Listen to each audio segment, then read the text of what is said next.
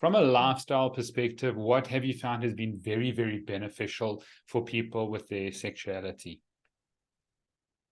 Well, definitely about the bedroom, to make it much more of a sanctuary. And then, to have some kind of a self-pleasuring practice. If that's something that you don't do, or you just self-pleasure to relieve stress, which is fine, that's not a bad thing. But if it's the only way that you self-pleasure and the only times or reasons you self-pleasure, there's a whole world that is being missed of the kind of vastness and expansion of what's possible for you in terms of your own pleasure, what actually new desires might be there that you haven't discovered. And as people age, I mean, I am now postmenopausal. So there's been a whole other way to explore, what's going on in this body, right? As opposed to what was going on in my body 10 years ago. And so if you have a kind of self-pleasuring practice, you'll be able to notice the difference and the nuances and the changes of not only your body, but what is going to be arousing to you at different stages and phases of your life. And so I think you can do that in a variety of ways. And they're wonderful tools and they're wonderful toys. For every human, I cannot stress enough, make sure that you have lube, right?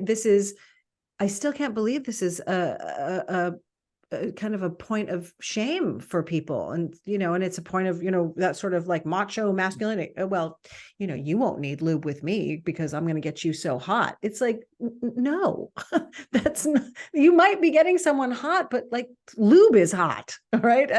Your own, as well as, in a bottle.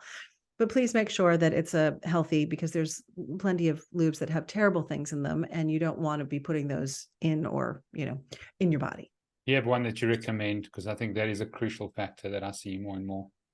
Yeah, I'm one brand that has a variety that, for all genders, that I really love, is called Sliquid.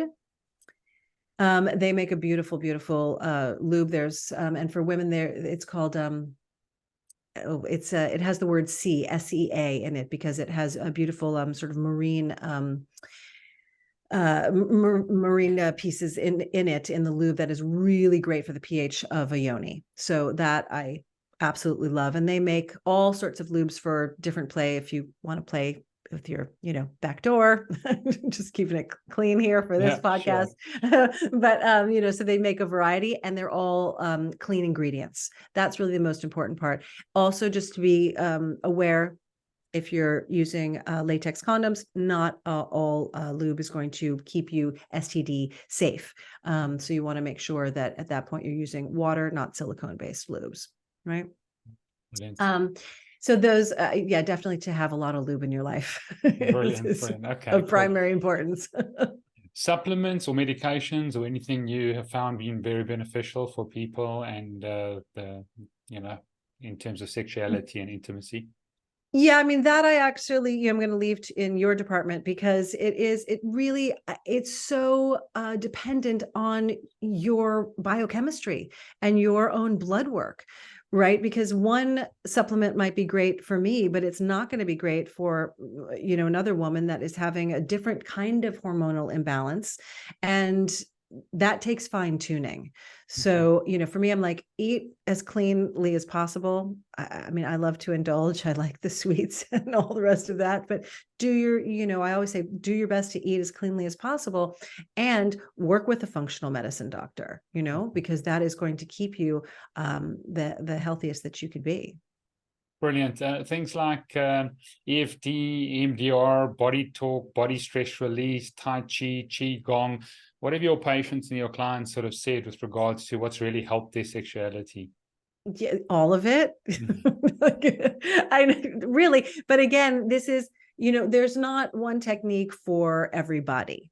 But what every woman who has come to work with me that has said, it is the embodiment practices. So this is much more about, I would say, the somatic therapies. This is about body talk, having a conversation with your body, learning about the different parts, where the upsets are coming from, where do they live in the body?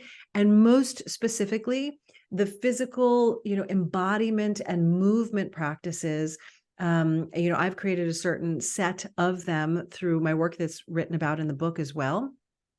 Those are the things that women have said, I could have never described this because it's a little hard to talk about. It's so experiential, but those are the things that without a shadow of a doubt, every woman has said has been the biggest game changer.